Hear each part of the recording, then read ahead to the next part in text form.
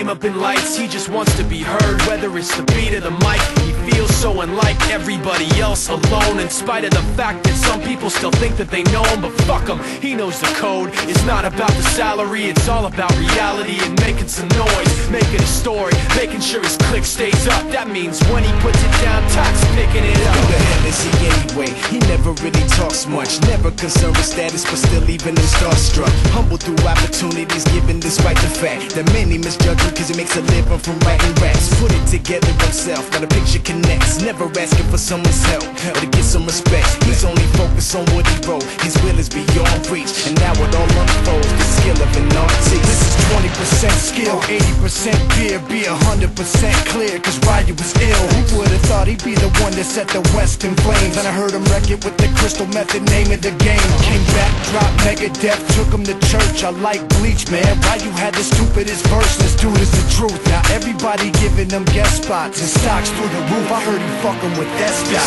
This is 10% luck, 20% skill, 15% concentrated power of will, 5% pleasure, 50% pain, and 100% reason to remember the name. They call him Ryu, he's sick and he's spitting fire. And Mike got him out the dryer, he's hot. Found him in Fort Minor with top, but a fucking nihilist porcupine. He's a prick, he's a cop. The type women wanna be within, rappers hope he gets shot. 8 years in the making, patiently waiting to blow. Now the record with your notice taking over the globe. He's got a partner in crime, this shit is equally dope. You won't believe the kind of shit that comes out of this kid's throat.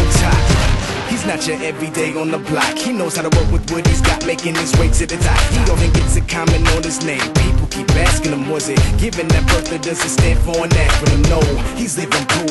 Let him rock in the booth. He'll get you buzzing quicker than a shot of vodka with juice. Him and his crew are known around as one of the best, dedicated to what they do and give 100%.